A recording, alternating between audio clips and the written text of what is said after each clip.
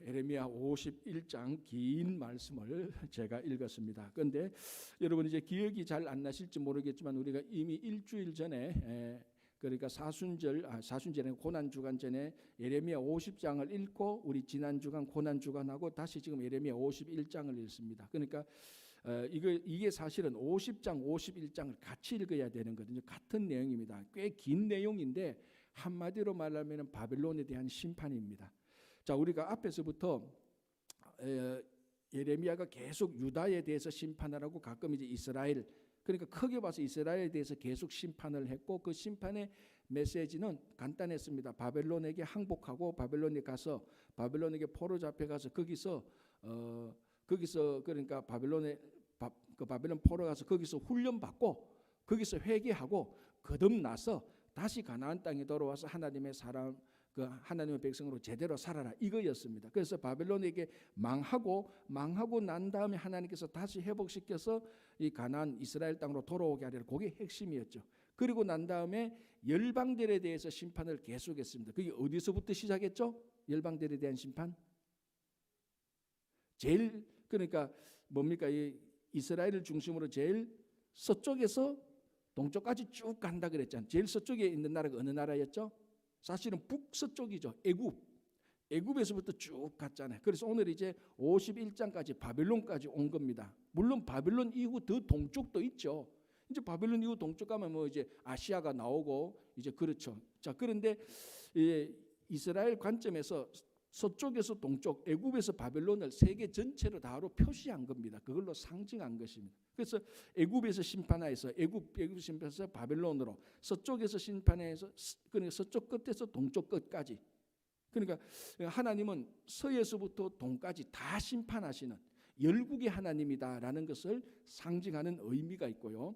또 애굽에서 바벨론, 애굽은 고대로부터 이스라엘 유다를 괴롭혔던 그리고 그들에게 또 괴롭혔는데도 그들은 또 의지했던 그래서 제가 늘 말씀드리지만 이 중국하고 한국과의 관계에 그런 어떤 유사점도 같이 있는 겁니다.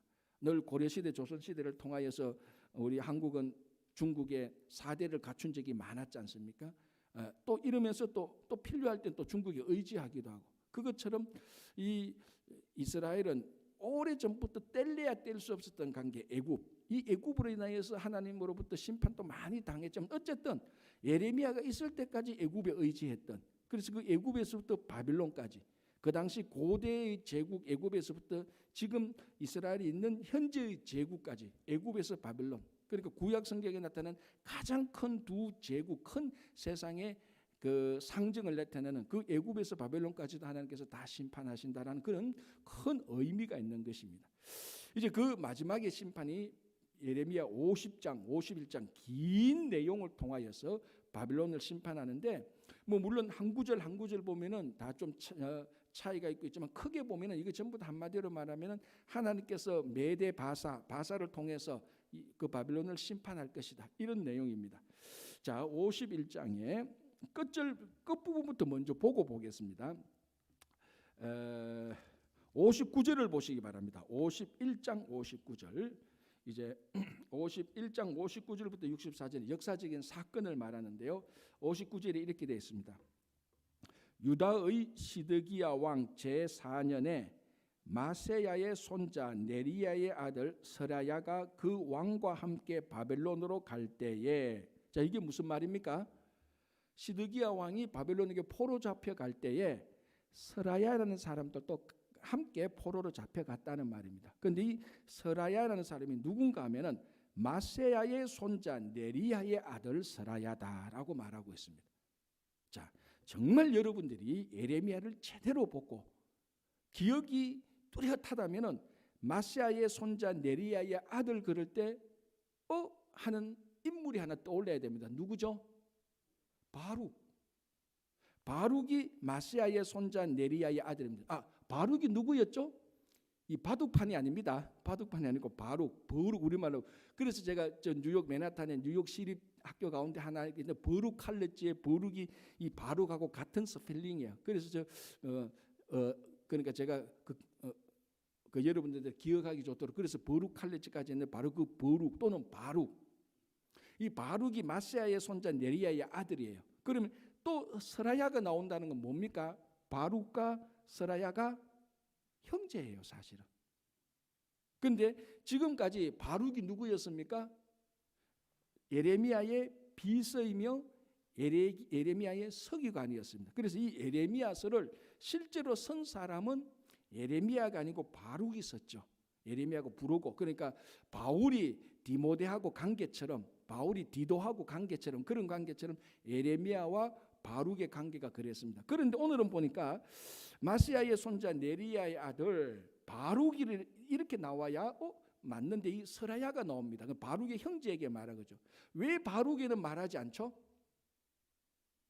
이 바룩하고 예레미야는 애굽으로 가잖아요. 스라야는 바벨론으로 가는 거예요. 이 메시지는 지금 애굽에 대한 메시지가 아니고 바벨론에 대한 메시지입니다.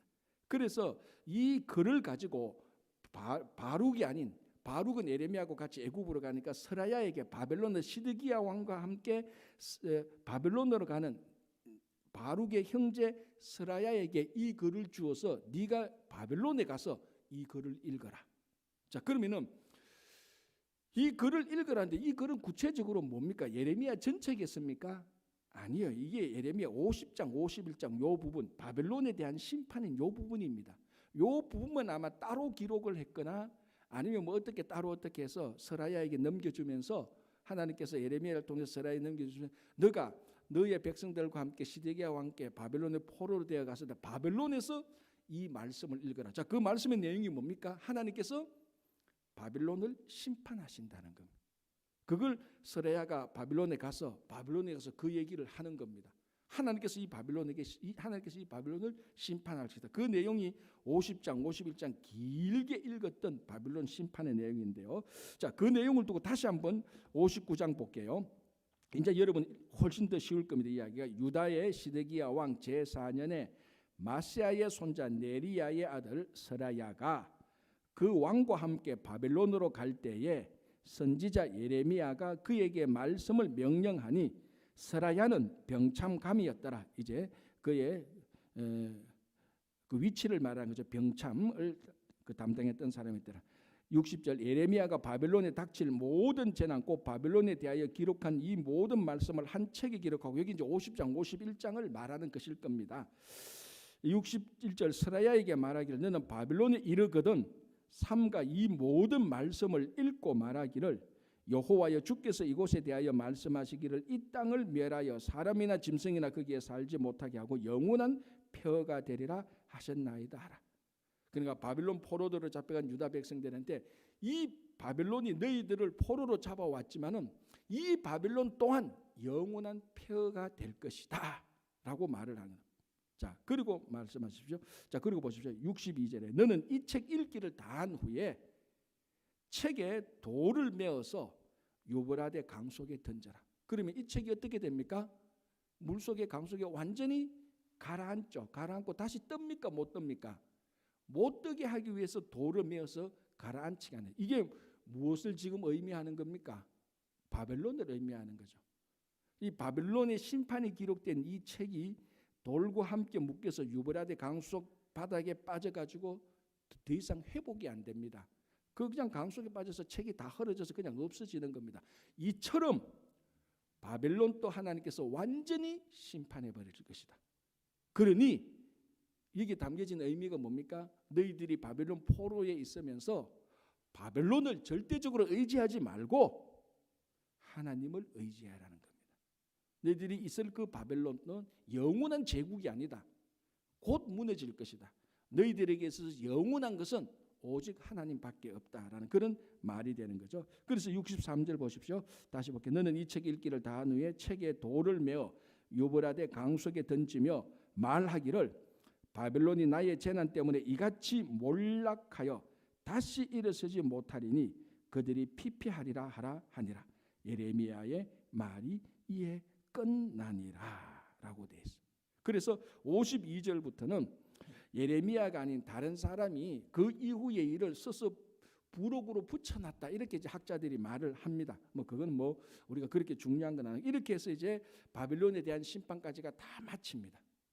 자, 이제 시간이 남았으니까 51장에 나타난 바벨론의 심판의 내용들을 우리가 좀 보겠습니다. 이게 이제 길죠. 51장만 해도 뭐 51장 1절부터 이게 58절까지, 그러니까 50장까지 합하면 이 뭐 바벨론에 대한 심판이 앞에 있었던 심판 어떤 내용보다 심판이 훨씬 더 큰데요. 그 중요한 심판의 내용 몇 가지를 우리가 좀 보겠습니다. 자, 51장 앞쪽으로 이제 쭉 넘어가겠습니다. 51장 1절. 여호와께서 이와 같이 말씀하시되 보라 내가 멸망시키는 자의 심령을 부추겨 바벨론을 치고, 자 이게 무슨 사건을 말하는 겁니까? 바사 페르시아를 부추겨서 바벨론을 친다라는 말입니다. 그 역사적인 사건이 다 일어났던 일을 지금 예레미야가 말하는 겁니다. 예레미야가 했던 말이 역사적인 사건으로 다 이루어지는 거죠. 같은 맥락에서 2절 보시기 바랍니다. 내가 타국인을 바벨론에 보내어 키질하여. 자, 여기서 타국인은 누구죠? 바사 사람들. 똑같은 말이에요. 지금 타국인을 바벨론에 보내 키질을 한다. 키질한다는 것이 원래 심판한다는 것에 상징되는 용어죠. 키질해서 다 가려낸다는 겁니다. 자, 여기서 이제 우리 한 가지 알 수 있는 것은 이 심판의 주체는 항상 하나님이었다는 것입니다. 항상 심판은 겉으로 보면은 한 나라가 다른 나라를 점령해서 다른 나라를 이기고 다른 나라를 포로로 삼는 것 같았지만, 한 나라가 다른 나라를 심판하는 것 같았지만 그 배후에는 모든 심판의 주체는 하나님이었습니다. 그래서 오늘 여기서 보면은 내가 분명히 주체를 말하고 있습니다. 이 내가는 여호와는 말이죠. 자, 그리고 영원한 제국인 것처럼 보였던, 제국일 것처럼 보였던 바벨론도 결국은 키질당하여서 심판합니다. 그러니까 이 세상에서 영원한 것은 없습니다. 하나님밖에 없습니다. 이게 참 정말로 설교자가 설교할 때마다 나오는 말씀 중에 하나인데 이게 정말로 제일 중요한 거죠. 이 세상에 영원한 것이 없는데 영원한 것이 있는 것처럼 살아가는 우리 삶의 태도들, 이제 그런 태도에 대해서 항상 이런 말씀을 우리들에게 도전합니다. 여러분, 이 당시에 바벨론이 그 고대 중건동을 다 정복했습니다.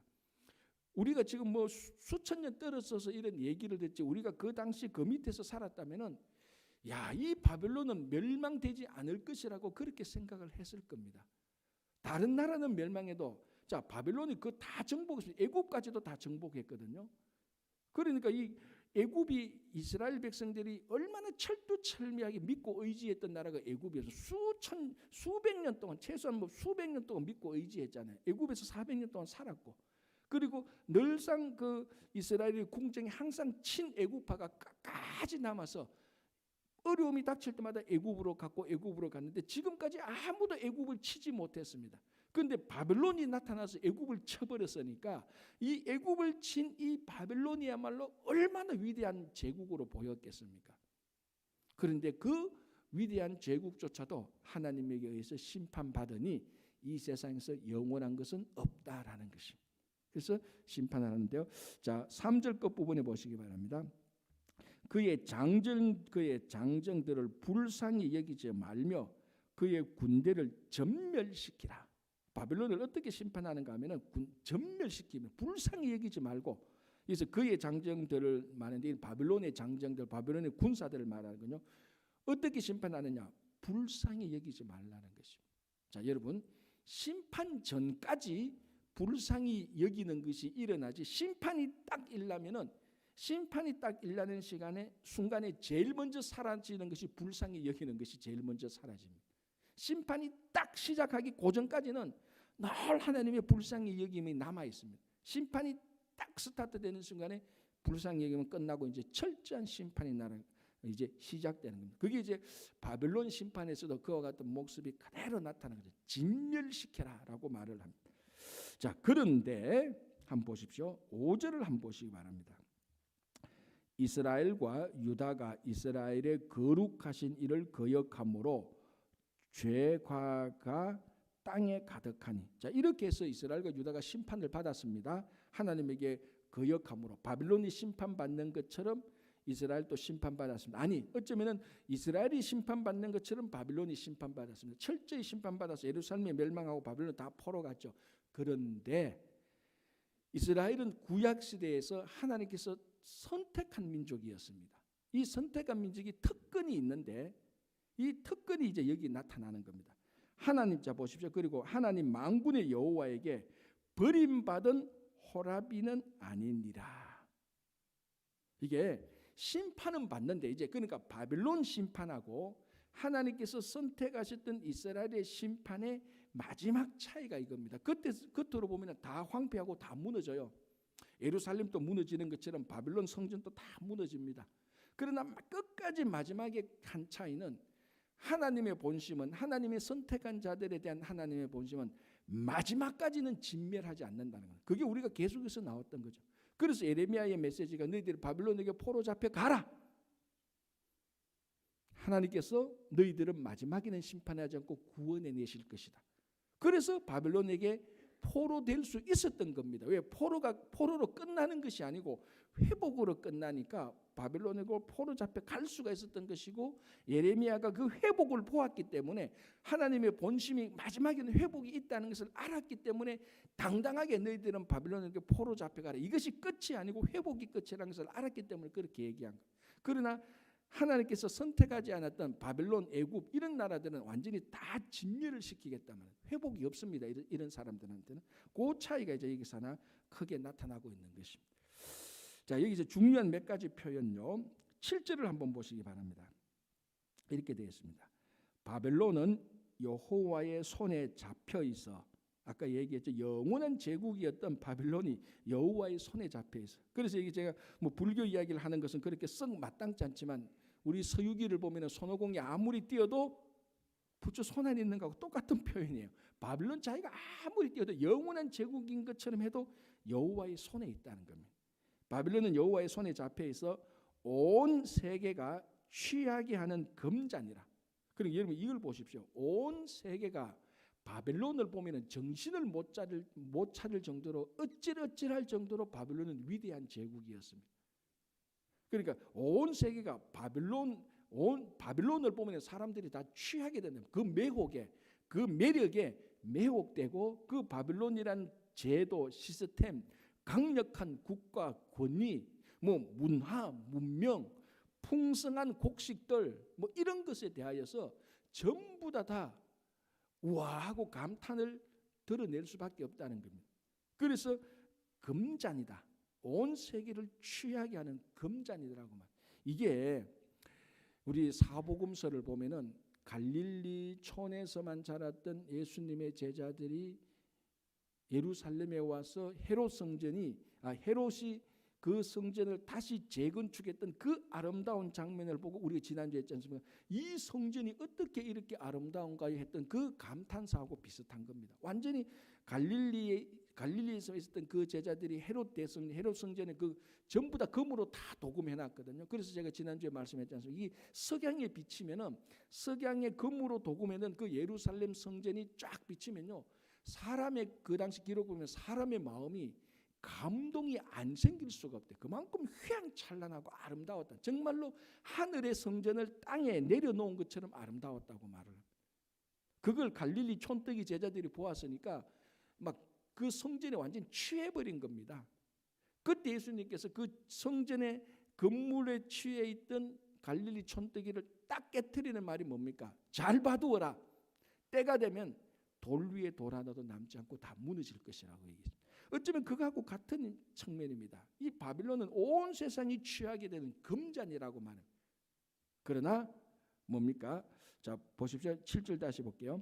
바벨론은 여호와의 손에 잡혀 있어 온 세계가 취하는 금잔이라. 뭇 민족이 그 포도주를 마심으로 미쳤도다. 문학적인 표현이죠.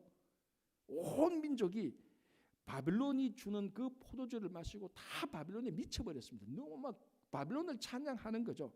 자, 그런데 8절 바벨론이 갑자기 넘어져 파멸되니 이로 말미암아 울라. 그 상처를 위하여 유향을 구하라. 혹 나으리로다. 우리가 바벨론을 치료하여 하여도 이 낫지 아니한즉 버리고 각기 고향으로 돌아가자. 그 화가 하늘에 미쳤고 궁창에 달하였습니다. 그렇게 온 세계를 미치도록 만들었던 바벨론조차도 하나님께서 심판할 때 무너져서 이 무너진 바벨론을 어떤 치료약으로 가져와도 치유하지 못할 것이다라고 말합니다.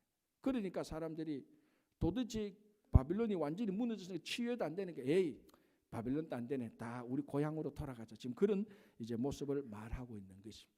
바벨론이 철두철미한 심판을 말하고 있는 것이죠. 10절 여호와께서 우리 공의를 드러내셨으니 그러니까 심판을 통하여서 바벨론의 심판을 통하여서 드러난 것은 바벨론이 얼마나 비참하게 무너졌으며 얼마나 잔혹하게 무너졌으며 그것이 초점이 아니고 그 바벨론의 심판을 통하여서 여호와의 공의로움이 드러났다는 것입니다. 그래서 심판이 일어날 때는 하나님의 정의가 살아나는 겁니다. 아니 하나님의 정의가 살아있기 때문에 심판이 이루어지는 것이죠. 심판을 통하여서 하나님이 온전히 공의로운 분이라는 것을 드러내는 것입니다. 이게 이제 마지막 종말 때에 하나님께서 온 세계를 심판함으로 정말 하나님의 정의가 진짜 올바름이다라는 것을 알게 될 것입니다. 뭐 민족들이 자기 부족들이 어떤 사람의 좀 올바름이 뭐 정의롭고 공의롭고 아무리 떠들고 난리쳐도 하나님의 공의에 비하면요 이거 뭐 바닷가에 모래 알 만큼도 안 되는 겁니다. 그러니까 인간이 참 그래요. 그 바닷가에 모래 알 만큼도 안 되는 정의로움 가지고 하나님의 정의에 대해서 논하고 하나님이 이래서 되겠습니까? 라고 따지고 자기들끼리 내가 너보다 더 의롭다고 말하고 그러니까 하나님의 의로움을 보면은 온 세상을 심판해서 드는 하나님의 의로움을 보면은 참 우리 사람이 수치 중에 수치를 당하게 될 거예요. 내가 이런 걸 가지고 내가 의롭다고 말했나라고 그 정도까지 이제 일어나게 되는 거죠. 자, 뭐 이거 전부 다 이제 다 심판에 관한 겁니다. 다 심판에 관한 건데 몇 가지 좀 이제 중요한 것을 보면요. 15절 보시기 바랍니다. 여호와께서 그의 능력으로 땅을 지으셨고 그의 지혜로 세계를 세우셨고 그의 명철로 하늘들을 펴셨으며라고 말. 능력과 지혜와 명철로 천지를 창조했다는 겁니다. 자, 이게 우리 잠언에 나오는 말도 이런 내용이 있죠. 하나님께서 지혜로 세상을 창조했다는 말. 자, 그러면은 이 바벨론을 무참하게 심판하시는 분은 도대체 누구냐? 어떤 분이냐? 그에 대한 정의가 나타나. 누구긴 누구야? 여호와지. 여호와는 누구냐라고 말하면은 능력과 지혜와 명철로 땅과 세계와 하늘을 펴셨다라고 말. 다시 말하면 우리가 흔히 하는 말로 창조주 하나님이라는 것. 이 우주의 창조주 하나가 바벨론을 무참하게 비참하게 심판할 수 있다. 그래서 우리는 어떤 신을 섬기는 것이 아니고 우주의 천지의 창조주 하나님을 섬겨야 된다는 그런 의미죠. 자, 거기에서 이제 비례해서 우상에 대해서 말합니다. 17절 볼까요? 사람마다 어리석고 무식하도다. 금장색마다 자기가 만든 신상으로 말미암아 수치를 당하나니 이는 그 부어 만든 우상은 거짓이요 그 속에 생기가 없습니다. 자, 우상은 뭔가 하면은 부어 만들어진 존재입니다. 하나님은 능력과 지혜와 명철로 온 천지를 창조하셨는데 우상은 사람이 만든 것에 불과한 겁니다. 그런데 많은 사람이 이 우상을 하나님하고 동등되게 아니 어떨 때는 이 우상을 하나님보다 더 섬겼으니 사람이 얼마나 미련하고 어리석은 겁니다. 그리고 그 우상에 대해서 말해서 이런 우상은 거짓이다. 그렇죠. 사람이 만들었던 것을 섬기니까 이것이 얼마나 모순이고 얼마나 거짓이 되겠습니까? 자, 그리고 뭐라고 말합니까? 그 속에 생기가 없다. 하나님은 천지의 창조의 하나님이고 생명을 창조하신 하나님인데 우상은 생기가 없다. 생명이 없다라고 말을 하는 것입니다. 그죠? 자, 계속해서 이제 뭐 바빌론 심판에 대해서 계속해서 쭉쭉쭉쭉 나옵니다. 계속 뭐 20절부터 계속해서 쭉 나오는데요. 자, 45절로 한번 쭉 넘어가서요. 43절을 보겠습니다. 43절 건너뛰어서 그 성읍들은 황폐하여 마른 땅과 사막과 사람이 살지 않는 땅이 되었으니 그리로 지나가는 사람이 없도다. 자, 이 표현을 우리가 앞에서 봤는데 어디에서 이 표현이 나왔죠? 예루살렘 멸망할 때. 지나가는 열방 사람들이 예루살렘 멸망하는 거 보고 조소했다 그랬잖아요. 웃었다 그랬습니다. 야, 이 예루살렘이 어떻게 멸망해서? 야, 예루살렘이 그때 굉장히 번성했잖아. 그리고 예루살렘에 사는 사람들이 자기들이 섬기는 신은 여호와 하나님이라고 막 떠들어댔잖아. 아니 그런데 예루살렘 보니까 다 부서졌네, 다 황폐했네. 요 표현 딱 사람들이 안 사네.